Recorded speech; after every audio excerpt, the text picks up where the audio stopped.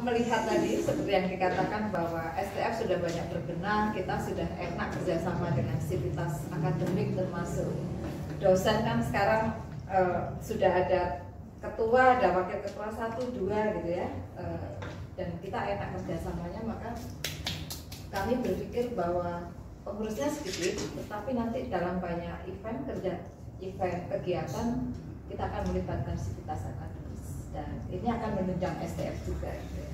Itu pandangannya, dan kemarin belajar dari acaranya Romo Sastro ini bukunya juga udah terbit. Ini juga kemarin melibatkan mahasiswa untuk urusan ini dan cukup ramai gitu ya.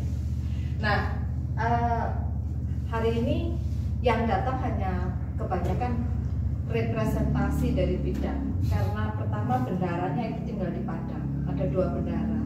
Rika itu tinggal di Padang mengajar di Universitas Negeri Padang, wakilnya Ponda ada di Solo, dua-duanya sedang studi S3 di UGM. Oh, mereka S3 di UGM? Iya, tapi untuk Rika sudah sowan ke Butere, ke rumah Butere, waktu itu Butere sakit, jadi bukan sertijab, tapi Rika sudah belajar pada Butere. Waktu itu kami ya berdua ke Butere, ke rumah Butere, sudah kenal, dan nanti kalau Rika datang lagi ya mungkin juga akan ketemu lagi. Jadi yang pertama sebenarnya sekjennya Eki. Eki ini alumni S1 ya, mantan frater juga. Dibuka sekjennya Eki.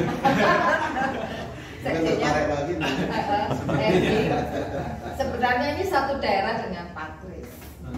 Satu negara gitu. Satu negara. Terus yang kedua bendaharanya tadi Rika dan Ponda. Kemudian bidang-bidangnya itu hanya 3, harusnya 4 data, tapi data nanti akan dirangkap oleh Eki. Lebih efisien karena sama Mas Abdi, karena itu kan tinggal update, dan sekarang sekretariat STF juga sudah lebih bisa diajak kerjasama untuk itu, jadi nggak perlu tersendiri. Lalu yang pertama adalah bidang Mas Abdi, publikasi.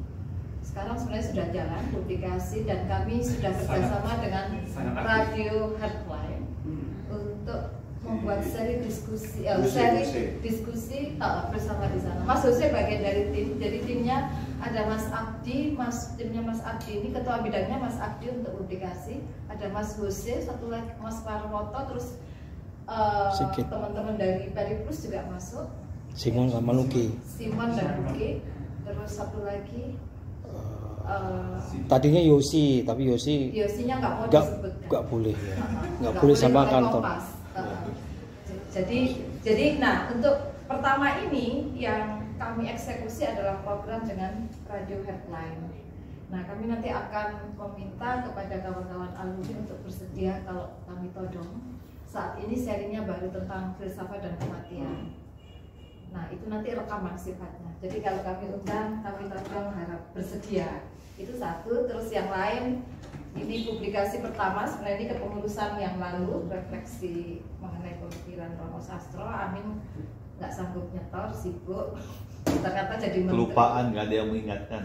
Aku WA satu-satu mengingatkan satu-satu ya.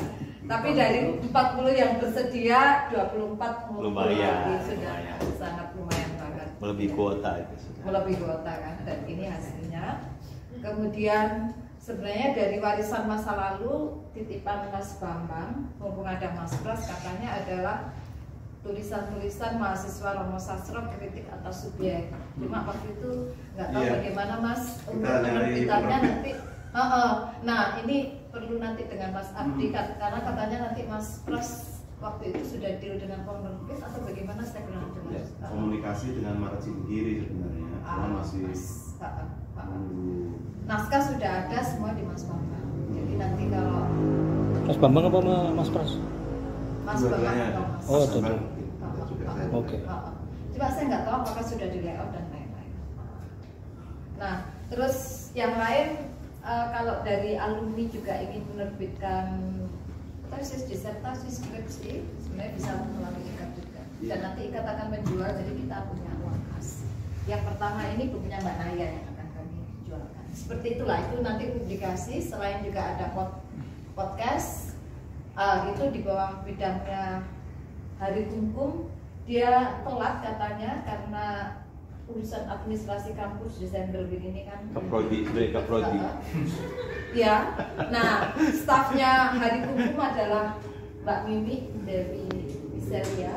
Nah ini nanti yang akan urusan membuat diskusi, kursus dan sebagainya. Namanya bidang pengembangan pengetahuan. Satu lagi Maulida absen karena 40 hari itunya. Seperti itu.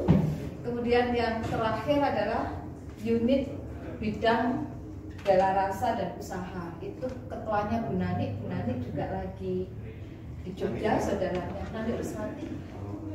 Oh, iya. Terus dibantu 2 stafnya dari teologi, satu namanya Mbak Melia lagi di Batam nggak bisa hadir, satu lagi Mbak Stella kayaknya terlambat. Itu dari teologi. Jadi hanya itu timnya kecil, bidangnya hanya 3. Timnya tidak terlalu banyak dan kami berharap nanti justru ada kerjasama baik dengan alumni maupun dengan sivitas akademik seperti itu. Saya kira dari situ ya, dan Mas Pras kami memang kepengurusan atau aktivitas ikat ini kan santai-santai saja. Ada biasa. Hobi lah, sebagai hobi. Hobi aja lah.